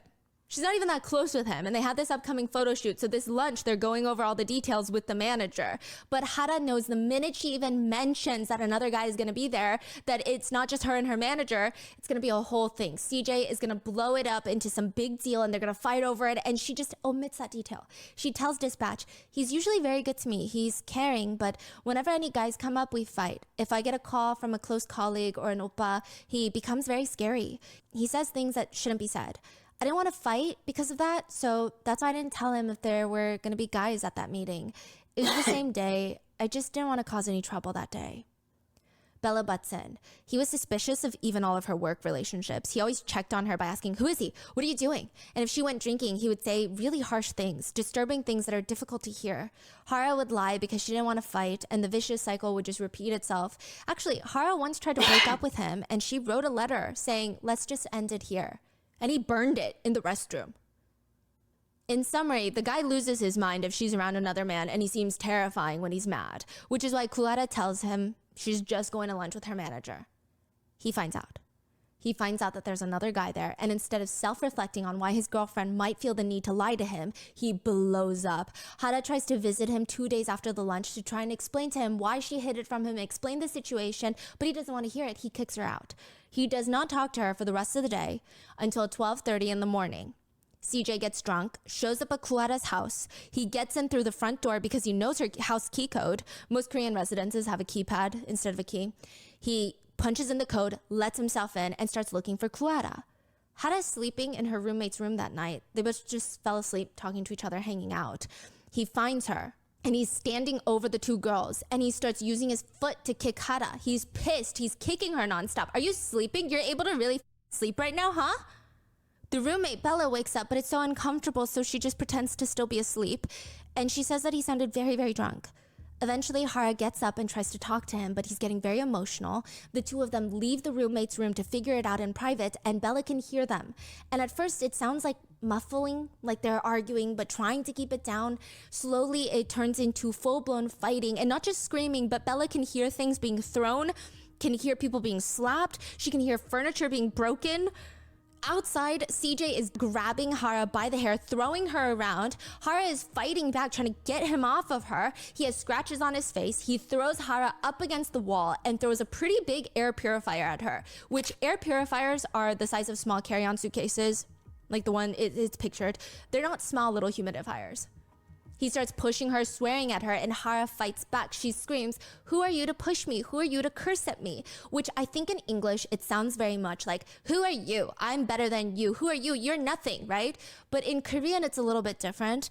There's some missing context. It's typically used more in the sense of, no, I'm not going to put up with this treatment. Like, it's almost like self-talk. Yeah. It's like, who are you? Like, I'm not going to take this from someone. I'm not going to do this. I'm going to stand up. Rather than, I'm better than you, who are you? Like, it's not like that, but he does kind of try to spin it like that later. Bella rushes out of the room, and Bella sees in Hara's room the whiteboard on the wall knocked off. The door is broken. The air purifier is partially broken. Hara's face is swollen. Her jaw looks messed up. Her arms and legs are swollen and scratched. And CJ tells Hara, I'm going to f you over. I'm going to make sure your career is over. Eventually, things calm down, enough so that CJ starts gathering up all of his stuff. He starts making his way down to his car. And to back that up, there is CCTV footage of both of them in the elevator at around 1:20 in the morning. They're both standing in the elevator, somewhat analyzing their wounds in the elevator mirrors. CJ is carrying luggage, and again, presumably his luggage after breaking up with Hara, and he's smoking a cigarette in the elevator, which, side note, a lot of K-netizens pick up on this detail. So first of all, you're not allowed to smoke in elevators. And second of all, in Korean culture, it's just considered a man who smokes in front of a woman, especially a romantic partner, unless that woman smokes, it's a very stereotypical guy image you get. Like, it's a very specific man who does that. And he's just like smoking in the elevator in front of her. It's just, it's kind of like, I guess, a trashy look. So that gets used as evidence later, but I'm just bringing it up because there's a lot of discourse. Anyway, CCTV footage shows them heading into the parking lot where CJ gets into his car, turns it on, and he just sits in his car idling for a little bit. He's sitting there at 1:26 a.m. sending an email. Keep this detail in mind. This email is very important. No way. Then he drives off and texts Hara once he's gone. He just texts her, no words, 2 files, 2 video files. The first one is a 30-second clip of them being intimate, then another 8-second clip. It is a threat without words. Yeah, it's a threat without words, but he tries to spin it. Just wait. Goo Hara does not respond because she's busy calling the guy that she had lunch with, the male coworker. There's a lot to unpack here, but it appears that him sending this message to her, sending her the videos after their fight, it's definitely a, hey, look, I'm gonna spread these. Look what I have over you. Why does Goo Hara immediately call the guy that she and her manager had lunch with? Because previously, CJ told her that he wants both of them, Hara and the guy coworker, to get on their knees and beg him for forgiveness for that lunch. Goo Hara is trying to give this unhinged blackmailer what he wants because he's threatening her. But because she's calling this guy, she's not responding to his text messages. And every time CJ calls her, her phone has a busy tone and he texts her a few minutes later. You're like a real estate agent, unreachable. I'm wondering why I have to wait. You said to come, I can come to you. Never mind, my trust was broken because I can't reach you. So you're just gonna leave? You told me to make the call to the guy. You sure are on your phone for a long time. Squiggle, squiggle, like he's trying to make it very passive aggressive. Wait, so at this point, Goo Hara is trying to call the guy To come. to apologize to him? I'm sure she's trying to explain, and this would be like the world's biggest favor, and I'm sure as like a fellow industry professional, he probably would have. Yeah, because but that just shows how desperate she was. she even calls the head of her former agency, but it's like 2 a.m, no one's picking up. She said, you told me to tell him the whole story so he would come and kneel. Let's meet and talk. He said he's coming. He said he's almost arriving. Talk? I don't want to talk. Why should I talk? Like I said, I'll have him kneel before you. What difference would that make? You said that's what you want. CJ then sends a picture of a scratch on his forehead and he continues to make sarcastic remarks. He also sends a photo of him calling her and she's not picking up. He texts, looks like you're busy. You said let's meet. I guess I'll just do my own thing from now on then. Yeah, you can tell dominance, control, and manipulation. Like, he gets a thrill out of having her beg out of this. Like, he's just so insecure. And it's just like, how insecure can you get when you have one of the most prettiest girls in the group and you still feel like that's like not enough? And it's just like, now, you know, looking back at it and just reading these text messages, I would 100% sure would say that those marks that he had was probably defensive wound. People are like, oh, she's too small to do that stuff by herself. No, I mean, if you feel like you're in a fight for your life, you'd be surprised at how strong you really are. That's what I tell people all the time. Size does not mean anything. I was in the military. I seen people 6'3", 6'4", 250 something pounds get choked out by somebody that's like 5'3", 5'4". So it's like, size does not mean that it diminishes your capabilities of hurting somebody else. Like, that does not happen. That's not really a thing. It's unfortunate, you know what I mean? Like, just be cognizant of where y'all are doing these videos or stuff with your loved ones and then y'all break up. Just don't believe they're just this whole good-hearted person that's just going to delete the footage and delete the video, because they're probably not. They might use it just to keep it and put it in their inventory, or they might just use it to blackmail you. Nowadays, I think blackmailing is really, I think it's still prevalent, but I think you get a harsher, you get in trouble for it now. I don't think you used to back then. Hopefully, this is not what sent her down a path. I remember she said earlier that her and I can't remember the other girl's name, they pretty much departed from the world a month or so after each other. So I'm wondering if they took her out, or was this scandal what caused her to do self-exit? But we're going to find out. But this is pretty much him getting a kick out of, tormenting her right now. So sorry, do we know who he is? Oh yeah. He's Choi Jung-bum. He's a hairstylist in Gangnam. His information is out there? Oh yeah. Is he still out and about? He was, but now he's like pretty under the radar. But there's nothing, he's not like charged with anything though. He does later. He gets charged, yeah. But it's a whole thing. The judge is crazy. Everybody's crazy. Like, it's never ending. Just when you think, wow, justice came late, but maybe we'll get some justice. No. She texts, where are you? I'll come to you. He sends a picture of his face. Even if I wash my face, I can't go to work thanks to you. Oh, sorry. You're probably meeting that guy of yours. Sorry to interrupt your nightlife. I just wanted to ask you what I should do about my face. She doesn't respond. And 2 minutes later, he texts again. Hello? If you don't respond, I'm just going to go to the police. He ends up coming back to her place, and she does indeed get on her knees as evidenced by the CCTV footage. The guy friend does not show up. I don't know if she told him not to. I don't know if he was still on his way. but he calls the police and accuses her of being an abuser anyway. He conveniently makes no mention of his blackmailing or threats. Goo Hara states, the video and pictures were taken without her consent or awareness. She says she's ready to face the consequences of assaulting him as well in this two-sided assault situation, but she says, he threatened me with the video. For a female entertainer, what could be more terrifying? I acknowledge the hurt I caused. I will be punished for it, but what about the other hurt he caused me? He's a blackmailer. Her medical records also that she gave to Dispatch, which is saying a lot on how desperate she was to get the truth out there. Dispatch is a tabloid that ruins people's lives. The fact that she trusted them and went to them is she is truly just trying to get the news out there. Mm-hmm. She's like, please, someone needs to believe me. Because, tabloids, celebrities, they have very tense relationships. Mm-hmm. Doctors listed on the reports that Hara suffered from uterus and vaginal bleeding, multiple forearm sprains, seizures, and more. The vaginal bleeding is unexplained, whether it's from trauma or from any other condition, but it is stated in her records. Dispatch releases pictures that shows all the bruises on her arms, legs, wrist, hands, knees, ankles. It's pretty intense. The bruises aren't even just brown. They're bright red, like blood blotches all over her body. And for the few netizens that still don't like Hara for some bizarre reason, further proof that she's telling the truth, CJ, Hara's ex-boyfriend, sent 2 emails to Dispatch, the same tabloid, that night. Hara came out with the piece through Dispatch. And then he reached out. No, he reached out during the assault. The night of the assault. And then later, Hara went to Dispatch, and Dispatch was like, you know what? We trust you also because of this. Okay. And they're like, one of the emails that they received from her ex-boyfriend was at 1:26 a.m. that night before the police are called. This is when he first gets into the car to leave, and he's sitting in the parking lot idling. An email to tabloid Dispatch reads, I have a report to make about Goo Hara. Please give me a call. The second one is sent at 4:20 a.m., which would have been after the police came. It reads, subject, report on Goo Hara. Message, it won't disappoint. Please contact me. I can't send videos or pictures right now, but if you don't respond quickly, I'm going to reach out to another network instead. You really won't be disappointed.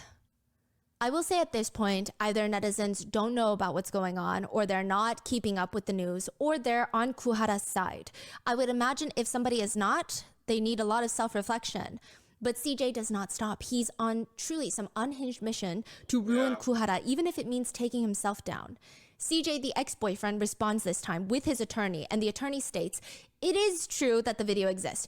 In terms of how the video came to be filmed, it was Goo Hara who wanted to film the video first, and over 80% of the video was led and filmed by her. When my client asked, why are we filming this? Goo Hara replied, I want to treasure a loving memory. While filming, when the phone fell down, Goo Hara set it back up. The fact that Goo Hara led the filming of the video can easily be confirmed through the video.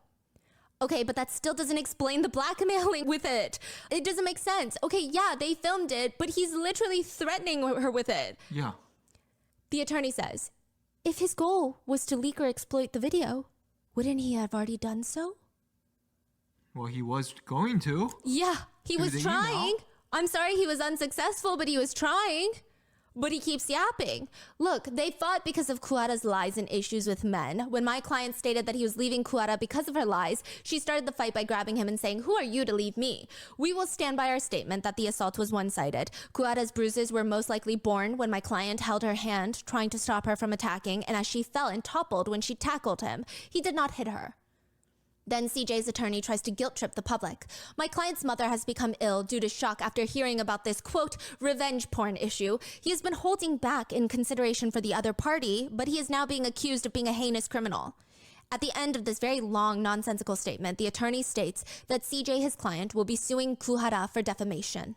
In another interview, CJ stands by the argument. The interviewer asked CJ, okay, regardless of if she wanted to film the video or not, it is weird to send the video to her after a fight. With no other accompanying message, how is a woman going to interpret that? He defends himself and said, the reason for sending it is like I said before, it wasn't like I was trying to do something with it. She took it herself, right? And basically after the fight, I was consolidating my files and I was deleting files and I was like, okay, I guess I should just send this to her because she's the one that took it.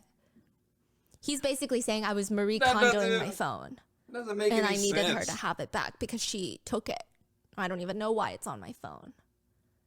Who's gonna even buy into any of this? Man. The police. Oh, The police my agree lord. with CJ.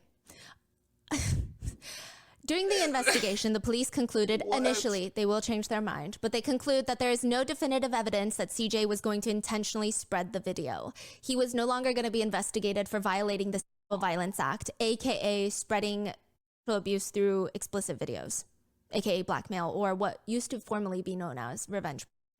He's still going to be investigated for other charges: assault, breaking and entering Hara's home. But a lot of women all over South Korea had a problem with this. They were pissed. They start feeling like, wait, first Goo Hara's boyfriend plays victim, calls her the abuser, makes her seem like this crazy girl that doesn't want to let him go. When in reality, he's toxic, he's abusive, maybe not physically up until this point, but that night he was. But so far he's been mentally and emotionally abusive, making her so terrified that she can't even go to a work meeting without lying. Then he publicly shames her, and turns out he was the abuser and he's blackmailing her with these revenge videos, but the police are not going to charge him with that because he only threatened her with it and did not explicitly tell her in words that he was going to spread it. Even though there are emails to tabloids that states that he has juicy information about her, like how much more can a threat and an intention be a threat and an intention? A petition was started by K netizens to strengthen the punishment for even the possession of revenge videos, regardless of whether or not it is distributed. The petition gained over 200,000 signatures in 5 days, which is really fast in Korea. And the prosecutors would somewhat listen. The new indictment would state, CJ used a cell phone camera to take pictures of the victim against her will, including her thighs, kicking and cursing at her while she was sleeping, pushing her chest with her hand, dragging her to the closet, kicking her in the stomach. When the victim clawed at the defendant's face, he threatened her by sending her a video via messenger, and he stated to her in person, "I will end your celebrity life." So this whole incident will turn into a massive legal battle that lasts multiple years. But once the initial sympathy for Goo Hara dies down, her steadfast haters, who literally have no job but to hate her, they come back out of the woodworks. They will use this situation to call her a boyfriend beater, call her ugly, and a liar. Goo Hara goes silent on social media for a while. And back in November, so a few months after, she comes back with an Instagram picture of, it looks like she's walking into a room, and the room is called the crying room. So she takes a picture of the sign that reads crying room. What year was this, by the way? 2018. The caption reads, "I'm in pain and I'm tired." A lot of her fans flood the comments. "We'll be with you every step of the way. Please have strength. We're rooting for you." So a lot of her fans are becoming a lot more vocal now. But even after everything she's been through, there are still negative comments that read, "Difficult time, but she still has to update her social media." Crying room? Just stay quiet, you fool. If I were in her shoes, I wouldn't even care about updating social media or taking a picture of some crying room. I feel like she has a different brain setup than us. If you're sane enough to log on to social media and post a picture and write a caption, it's really not hard or difficult for you right now. 8 months later, in 2019, middle of 2019, two things would happen. CJ will make a formal apology on Instagram while the legal case is still ongoing. He writes, "I want to sincerely apologize for causing so many people to worry. I wasn't able to respond to messages from friends, acquaintances, and people who love me because my KakaoTalk account was gone. I apologize once again for making so many people worry for so long and for causing disappointment. I want to live in repentance for causing such deep disappointment to my peers who trusted and worked with me and the people who supported me and my family. With this kind of heart and with the help and support of others, I've been able to open up a salon after all this time. I'm lacking in a lot of ways, but as always, I will do my best as a stylist. Signed, Choi Jung-pom." Wait. So he came out to promote his new business? Yeah. He used his apology, that's not an apology, to soft launch his new hair salon. It was shut down. Yeah. Because What do you mean it was shut down? people were like, "We're not going there." He had to close it down. Yeah. Oh. But around that same time, May 2019, Goo Hara posts on Instagram, "I'm tired of pretending that I'm happy and everything is okay. I don't want to cause concern among other people."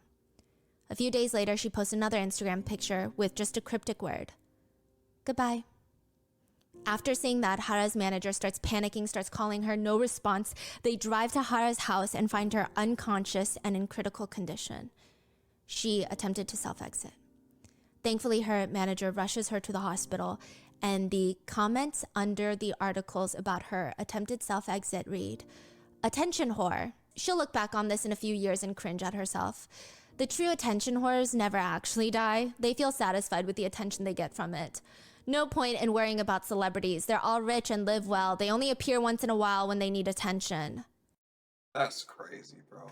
And it doesn't stop. You really can't do much because people can say whatever it is that they want. But I think social media should do a better job at regulating the negativity that's spread throughout it. That's why I really, really try my best to stay off of social media. Because just like you literally just heard this news and you're still thinking it's a game. You still think like they're playing around. Like I don't know why people think celebrities are these superhumans that are incapable of having emotions or feeling of anxiety or depression or anything like that. You see these celebrities all the time. They're smiling in interviews, but deep down inside, they're miserable. Money is not everything, you know, and fame is not everything. Publicity is not everything. Like, you really don't know how certain things are affecting certain people. And then you can just tell that he knew that he was on top of everything. It just didn't bother him. It didn't bother the fact that she was going through all that bleeding and stuff. And people are still out here supporting them. And it's just like, what about this person that you just believe that they're just some kind of saint, that they're incapable of doing harm to others? Insane. Like, shout out to the manager for like catching on to that and like being aware of like, you know, something doesn't sound right. You know, let me go check it out. Because I think that would have fell under some people's radar. That would have like slipped right under somebody's nose, like, you know. And dude uses apologies, not even apologize to her, knowing that he was wrong, knowing all this information, all this evidence, and he was like, oh, come down to my hair salon. Some people are just evil, man, like evil. 2 days after the incident, Hara is basically forced to make a public apology. She says to the media and to the public, I'm sorry for causing concerns and causing a big deal. In terms of health, I am recovering. I had been in agony over a number of overlapping issues, but from now on, I will strengthen my heart and try to be healthy. And I'm sorry and thank you. I will overcome it harder and show you the best version of me. While all of this is happening to Goo Hara in 2019, reporter Kang is still going through all the USB files. So now the timelines have merged. Goo Hara attempts to self-exit. Reporter Kang is going through JJY's phones, and she's releasing a few little articles about Burning Sun, but like the full depth of Burning Sun is not uncovered yet. She's deep in trying to figure out who the police official is, because there's clear evidence in the chat rooms that they know someone in power that's pulling strings for them. One chat reads, and this seems from context clues to be about maybe a drunk driving issue, from Choi from FT Island. He texts into the chat, I got a call earlier from Yongsan, the police station. What do they say? The officer in charge of my case wished me a happy birthday. Ha ha ha. Another text read, some came in and took a shitload of photos of the interior of Burning Sun yesterday and snitched on us. But the police prosecutor general said they're snitching because they're jealous, so don't worry about it. He's gonna sort it all out for us, hee hee. Reporter Kang, she's already released a few articles about the chat rooms, but right now, finding out who their inside connection in the police is the most important part. It's such a crucial part of the investigation. They can't go to the police with the evidence of the chat rooms until they figure out who these officers are and which departments are involved, because if they hand over the evidence now, the police might just cover it up. There's too much on the line to take a chance like that. In 2019, reporter Kang is sitting there pulling her hair out, trying to figure out who this police officer is, when her phone rings. Hello? There's a soft voice on the other end. Hello, reporter Kang? This is Goo Hara. A K-pop idol reaching out to a reporter is unheard of. And for what? To help. Goo Hara said she wants to help. Hara tells reporter Kang that she read the articles recently released about Seungri, JJY, and Choi. She knew them. They were all friends at one point, and they used to come over to her house and hang out. And she didn't realize at that point, but she does remember now seeing some things on their phone, and it just was weird. Like, I don't think she saw anything crazy, but she was just like, I don't know, the vibes were weird. And I guess with your articles, it just clicked. And I do think something is going on. I think you're right about it. Reporter Kang had never had a K-pop star talk so frankly with her. Usually their image is so tightly managed, they don't speak without attorneys or without a prepared statement they don't deviate from. Maybe it's something in Hara that makes reporter Kang just trust her. Because technically, she could have been told by the guys to call if they're all friends. But reporter Kang trusts her, and she says, to be honest, Hara, I am not getting anywhere with this case. No one's taking my calls. Hara is quiet and says, well, I want to help. I don't know how much of a help I can be, but I want to help. There is something Hara can do for reporter Kang. She needs a name. The name of the police official. It's never mentioned in the messages. Clearly, reporter Kang can't ask the police. She can't ask sources without tipping these involved off. She can't ask the parties involved, obviously, like they're going to tell her. She tells Hara, in the Kakao messages, they keep referring to a police contact that makes their problems magically go away. Someone they call the police prosecutor general. He helped with drunk driving charges and other fines, just making them vanish. Can you get me the name of the police official? Hara is rather friendly with most of the idols involved, and this is before she knew what they were doing with Burning Sun. I mean, it's a small industry, so everyone was kind of friendly with them. But she was actually pretty good friends with Choi from FT Island, who is also involved in the chat rooms. They were close even during their training days, and likely they probably trauma bonded through what they had to go through to become idols. And I'm sure Hara, even after what she went through with her own situation with her ex-boyfriend, she likely has a lot of sense of feelings of betrayal for what Choi is accused of doing at this point, because this is her friend. He's a good friend that's accused of committing very similar acts to what her boyfriend did to her. It's a lot to deal with, but she tells reporter Kang she's gonna get Choi on the phone and they can record it.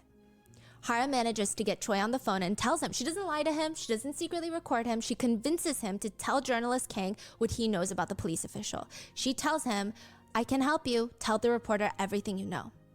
Reporter Kang speaks. It appears he's someone very high up. Choi says, yeah, we actually met once and played a round of golf together. I heard he's currently at the presidential residence working for the president. He did work for the police. It's a police officer named Yoo Kyung-gun. Side note, I don't want anyone to think Choi messed up, but here he is willing to talk to a reporter and maybe showing remorse. No, it's very clear Hara is the one that made him admit it. Reporter Kang was able to record the conversation, and this was the big break in the case. Kang's reporting on the police officer with connections to the president's office that's helping out K-pop stars who are under investigation for crazy crimes. After that report, a wide police investigation ensues, and the Burning Sun investigation would only grow bigger from there. But reporter Kang cannot help but wonder, why would Goo Hara help her? I mean, don't get me wrong, she's forever grateful, but people in Hara's shoes probably would not, especially right now, not too long after her self-exit attempt, after her countless battles with the media depicting her in this horrendous false light. Why would she reach out to reporter Kang? To have someone in the industry, the inside world, calling a reporter who's in the middle of bringing so many of those people in that industry down, that's a big deal. Reporter Kang said, yeah, it can't have been easy for a celebrity to just cold call a reporter the way she did. Hara was incredibly down to earth and brave. I was so grateful she was courageous enough to ask around for my contact number and reach out to me first. She said she wanted to help in any way to reveal the truth, and she was a really, really big help to us. What stays with me is that Hara was the one that persuaded Choi to talk to me. And within a few months, Goo Hara would be dead. And reporter Kang, along with the rest of the public, could not help but notice some very sick parallels in Goo Hara's life and her friend Sulli's life, two of the most hated K-pop idols at the time, and the parallels between their scandals, their life, their career compared to Seungri, JJY, and Choi, some of the most beloved K-pop idols of the time, and how the ones that are actually worthy of love do not get it until it's too late. Oh, wow. This is part 1 of this episode. Part 2 will be uploaded on Sunday, where we will cover the new updates of Burning Sun, how all the guys are trying to make a comeback, and the deaths of both Sulli and Goo Hara. Man, this video is by Rotten Mango, man. So if you guys haven't already, make sure you swoop down the description box, call a link and watch the video in entirety, because I was pausing, stopping, and talking through the whole thing. If you guys are new to the channel, my name is Zems, and welcome to the Crow's Nest. You just start getting away with so much stuff in life that you just feel like you're untouchable. That's why he was just so happy. Like, he was just like unbothered. It didn't faze him at all. He just knew that he was just going to get off the hook because he knew the prosecutor, police general, whatever they said. And he has all these people that are like backing him in the comment section. And he's like, he was in a stage where he was just like, I can do whatever it is that I want to do. And no one could do anything about it because who's going to stop him? You know? And thankfully, Goo Hara freaking was able to convince Troy, which is not really an easy thing to do, because just like, not only are you exposing who the person was that was helping you, you're throwing everyone else that's in the K-pop industry under the bus, and they're all going to go down because of you. So it was kind of like getting him to admit to something like that was like insane. I don't know if he felt like some sense of guilt, or he was just like, you know what, I owe this to her for everything that happened to her. You know, I don't know what happened on the cell phone or what happened during this phone call, but thankfully she was able to convince him, you know, before her departure, to kind of like lay everything out on the table and let me protect myself as well as the others that have been put through this same exact thing. Yeah, man, let me know down in the comment section what you guys think. I really didn't talk as much during this one because some things are just better left unsaid, and sometimes there's really not much that I can comment on because like I don't know what it feels like to be in that position. So I didn't really put too much of my opinion in there. I only spoke when I felt like something needed to be said. I know a lot of you guys wanted me to react to it, so hopefully you got what you were looking for, and you know, just going for there. But you know, at the end of the day, you know, love one another. Keep your hands to yourself. Try to do good. You know, don't surround yourself by negative people because you are what you hang around with. I'm a firm believer of that. Like, if you hang around doo-doo people, you're gonna end up doing doo-doo or shady things eventually. It's just a matter of time. Surround yourself with people that are doing good or that are trying to make an impression on life and are trying to be there to set an example to follow for other people. You know what I mean? But yeah, but again, thank you guys for watching, and I'll see you guys next time.